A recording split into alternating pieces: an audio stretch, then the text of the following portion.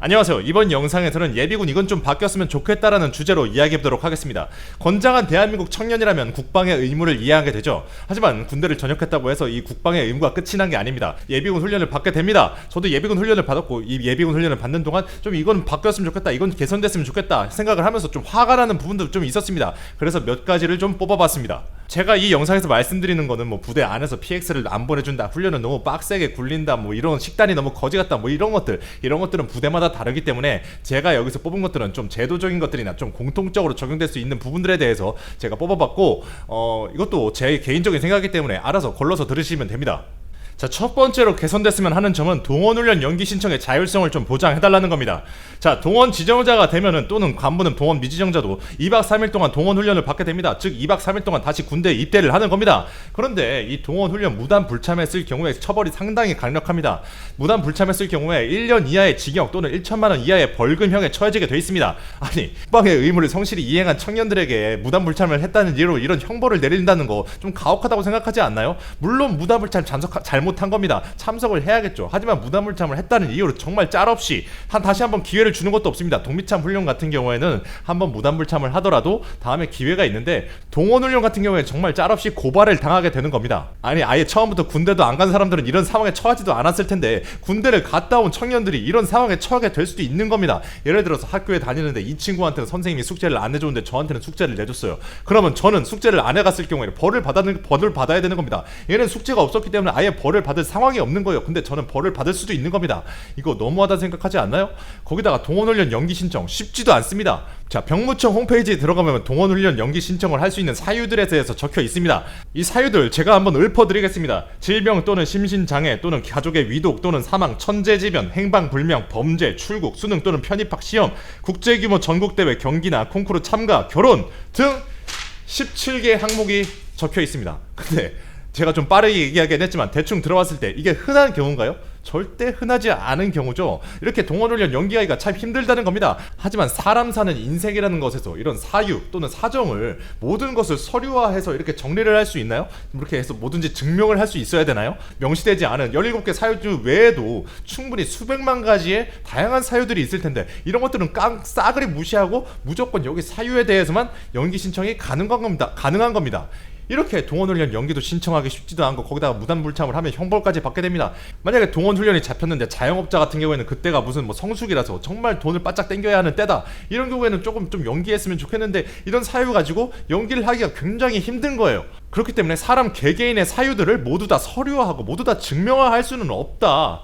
하지만 제가 예비군 훈련을 받는 것 자체에 대해서 부정을 하거나 그런 사람은 아닙니다. 그렇기 때문에 예비군 훈련은 받아야죠. 받아야 되는데 적어도 제 생각에는 적어도 한 번쯤은 자기 자율성을 보장해서 연기할 수 있도록 개선이 돼야 되지 않나 싶습니다. 이렇게 한 번조차도 연기할 수 없으면 어떻게 그냥 오라는 날짜에 전역하고 나서도 사회에 나와 있는데도 오라는 날짜에 무조건 가야 되고 어떻게 사람 사는 세상이 이렇게 살 수 있겠습니까? 지금 시대도 많이 변했는데 물론 예비군 참석은 해야 되는 거지만 적어도 한 번쯤은 연기할 수 있는 자율성을 보장해주자.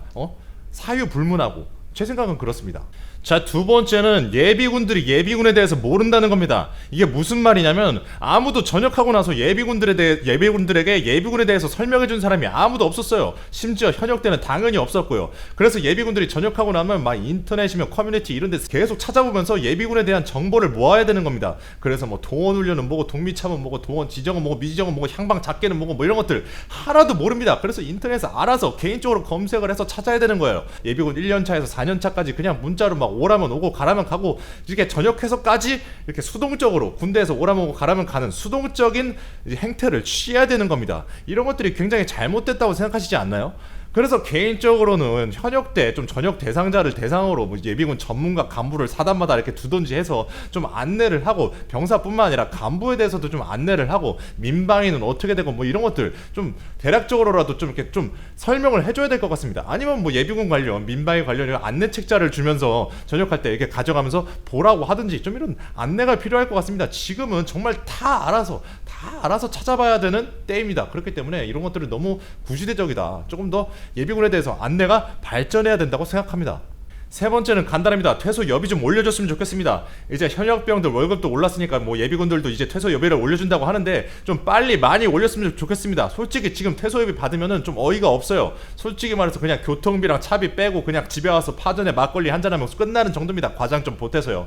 그렇기 때문에 퇴소 여비 좀 수고한 예비군들에게 조금 더 올려줬으면 좋겠다는 생각입니다. 자, 사회적으로 요새 남녀 문제가 너무 화제가 되기 때문에 제가 이 주제를 넣을까 말까 하다가 그냥 넣었습니다. 좀 문제가 되는 것 같아서요. 바로 여군들의 예비군입니다. 자, 남군 같은 경우에는 전역하고 나면 병사 출신이나 간부 출신이나 자연스럽게 예비군으로 편입이 됩니다. 하지만 여군들은 어떻게 되는지 알고 계신가요?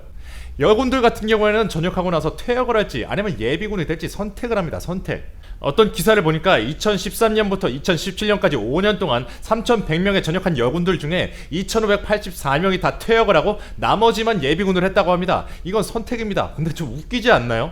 아니, 남군들 같은 경우에는 당연히 전역하고 다 저기 예비역이 되는데 왜 여군들은 왜 선택을 하라는 거죠? 자, 여러분들 예비군 훈련 가면 정신교육할 때 이런 소리 하죠. 예비군은 뭐 현역들은 대체할 수 없는 뭐 우리 군의 중추이자만 전략의 핵심이고 어쩌고 저쩌고 예비군으로서의 자부심 어쩌고 저쩌고 하잖아요. 그렇게 예비군이 중요하면 한 사람이라도 더 간부 예비군을 써야지. 아니, 여군들은 왜 선택하라는 거야?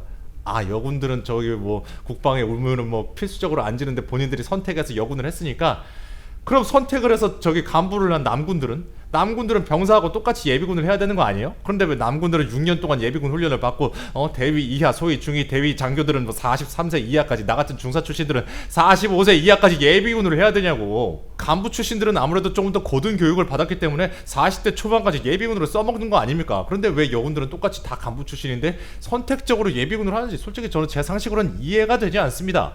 솔직히 이제 남녀 평등 하는데 남녀 평등을 생각한다면 뭐 여군이고 남군이고 이런 걸 떠나가지고 예비군 전력에나 우리 군에 대해서 생각을 해가지고 그 성에 대해서 먼저 생각을 해서 그거에 대해서 먼저 제도를 만들고 나서 이렇게 하는 거 별로 옳지 않다고 생각합니다. 그렇기 때문에 여론에서 좀 더 이걸 때리고 막 나중에 더 화제가 되기 전에 먼저 이것 좀 개선을 해야 되지 않나 싶습니다. 자, 이번에도 형평성에 관한 문제입니다. 바로 학생 예비군 제도죠. 자, 일반 예비군 같은 경우에는 동원훈련 2박 3일 또는 동미참훈련 4일 동안의 출퇴근 훈련을 받게 됩니다. 하지만 대학 재학생 같은 경우에는 1년에 하루 딱 8시간만 딱 받게 되는 제도가 바로 학생 예비군입니다. 이게 좀 형평성에 어긋난다고 생각하시지 않나요?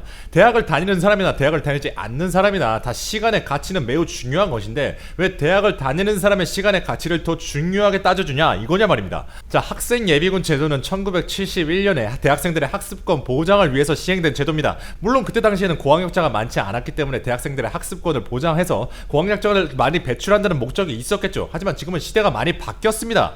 예를 들면 이거랑 조금 비슷하다고 생각합니다. 지금 체육인들 어디 가서 올림픽 이런 데서 금메달 따오면은 연금을 받죠. 체육연금을 받죠.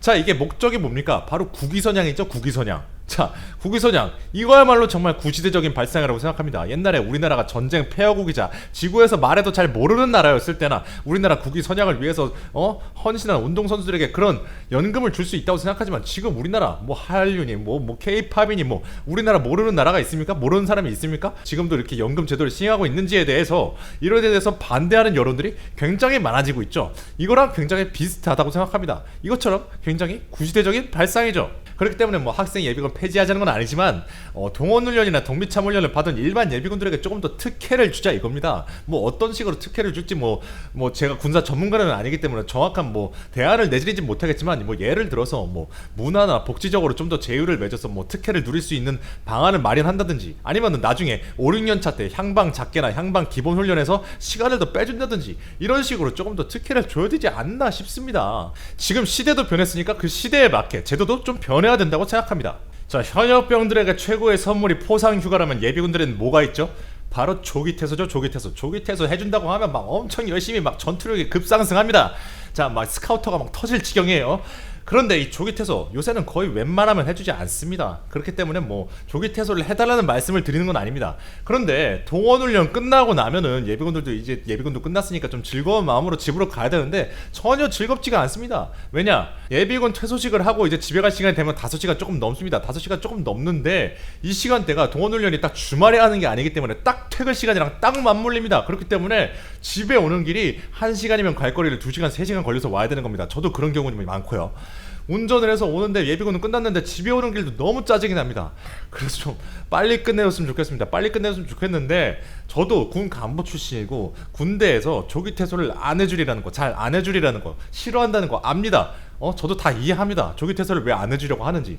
그래서 조기 퇴소를 안 해줄 거라면은 차라리 동원훈련 좀 빨리 불러라. 좀 빨리 불렀으면 좋겠어요. 차라리 2시간이라도 좀 빨리 불러서 마지막 날에 좀 빨리 끝내주든지 이렇게 했으면 좋겠습니다. 첫날은 막 12시에 불러서 마지막 날 5시에 딱 정시에 끝내고 이러면은 정말 집에 가는 길도 너무 스트레스 받고 너무 기분이 더러워요. 그렇기 때문에 좀 이런 걸 좀 조정 좀 했으면 좋겠다. 제 생각은 그렇습니다.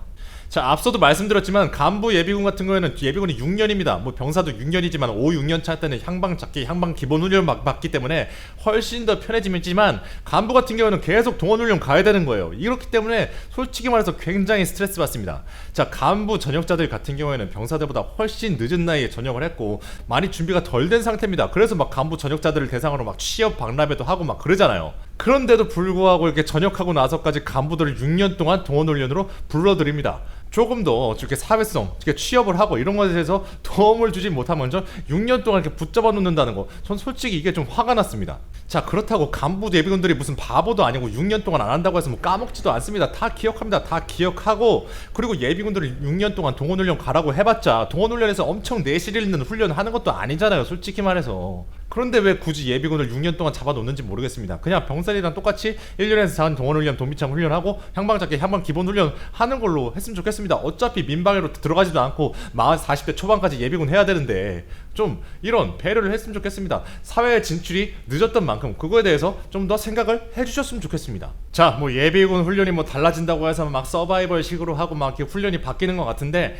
뭐 이런 거 훈련 자체도 자체지만 이렇게 제도적인 것도 좀 많이 시대의 흐름에 따라서 막 바뀌었으면 좋겠습니다. 뭐 지금까지 말씀드린 건 다 지극히 제 개인적인 생각임을 알려드립니다. 네, 알아서 잘 걸러 들으시면 되겠습니다.